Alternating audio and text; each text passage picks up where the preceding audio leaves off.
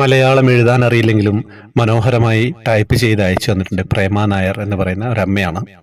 അപ്പോൾ ഈ അനുഭവം ഞാൻ എൻ്റെ ഭാഷയിൽ അങ്ങോട്ട് പറയുകയാണ്. അമ്മ എഴുതി അയച്ചതിൽ കുറേ മിസ്റ്റേക്കുകൾ ഉണ്ട്, അതുകൊണ്ടാണ്. അമ്മ ഗുരുവായൂരിൽ പോവാണ്.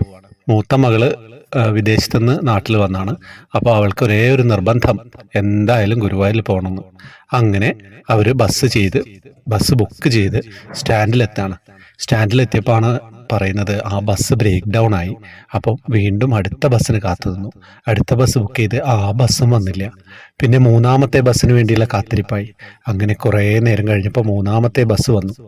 ബസ്സിൽ കയറി. പുലർച്ചെ 4 മണിക്ക് ഗുരുവായൂർ എത്തുന്നതായിരുന്നു പ്രതീക്ഷിച്ചത്. പക്ഷേ 7 മണിയാവാറായി ഗുരുവായൂരെത്തിയപ്പോൾ.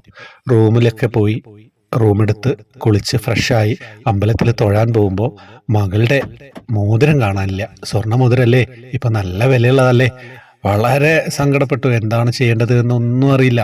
ആരോട് വിളിച്ചു നോക്കും, എന്താണ് ചെയ്യേണ്ടത് അറിയില്ല. അങ്ങനെ മോള് ബസ് ലേറ്റ് ആയപ്പം ബസ്സിൻ്റെ മൂന്നാമത്തെ അവർ വന്ന ബസ്സിൻ്റെ കണ്ടക്ടറെ വിളിച്ച നമ്പർ ഉണ്ടായിരുന്നു. അപ്പം കണ്ടക്ടറോട് വിളിച്ചു പറഞ്ഞു, ഇങ്ങനെ ഒരു സംഭവമുണ്ട്, ബസ്സിൽ ഞങ്ങളുടെ മോതിരം ഉണ്ടോ എന്നൊന്ന് നോക്കുമോ.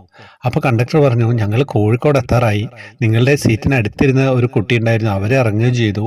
അവർക്ക് കിട്ടിയിട്ടുണ്ടോ എന്നൊന്നും അറിയില്ല. എങ്കിലും ഒരു അരമണിക്കൂർ കഴിഞ്ഞ് ഞങ്ങൾ വിളിക്കാമെന്ന് പറഞ്ഞു. അങ്ങനെ കോഴിക്കോട് സ്റ്റാൻഡിൽ വന്നിട്ട് കണ്ടക്ടർ ബസ്സിൽ ചെക്ക് ചെയ്തപ്പോൾ അവർക്ക് മോതിരം കിട്ടി. അവർ മോതിരം തിരിച്ചയച്ചു കൊടുക്കാൻ ഇവരെ വിളിച്ചു. എന്നിട്ട് പറഞ്ഞു, ഞങ്ങൾ കോഴിക്കോടാണല്ലോ ഉള്ളത്, ഇപ്പം എന്താ ചെയ്യുക. അപ്പം മോള് പറഞ്ഞു, എൻ്റെ കുറച്ച് സുഹൃത്തുക്കളുണ്ട് കോഴിക്കോട്, ഞാൻ അവരോട് വിളിച്ച് വന്ന് വാങ്ങാൻ പറയാമെന്ന്. അങ്ങനെ സുഹൃത്തുക്കൾ വളരെ പെട്ടെന്ന് തന്നെ പോയിട്ട് ആ ബസ്സിൽ നിന്ന് മോതിരം കളക്ട് ചെയ്യുകയും ചെയ്തു. അങ്ങനെ മോതിരം കിട്ടി.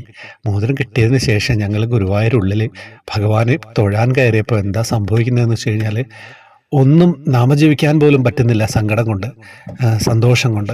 ഭഗവാൻ ശരിക്കും നേരിട്ട് ഞങ്ങളെ കണ്ടക്ടർ രൂപത്തിൽ കാണിച്ചു തരികയാണ്.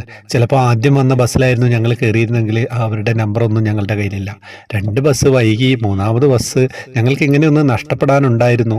അത് തിരിച്ചു കിട്ടാൻ ഭഗവാൻ സഹായിക്കും. അതുകൊണ്ടാണ് 3ാമത്തെ ബസ്സിൽ കയറേണ്ടി വന്നതും അവിടുന്ന് ഈ മോതിരം തിരിച്ചു കിട്ടിയതും.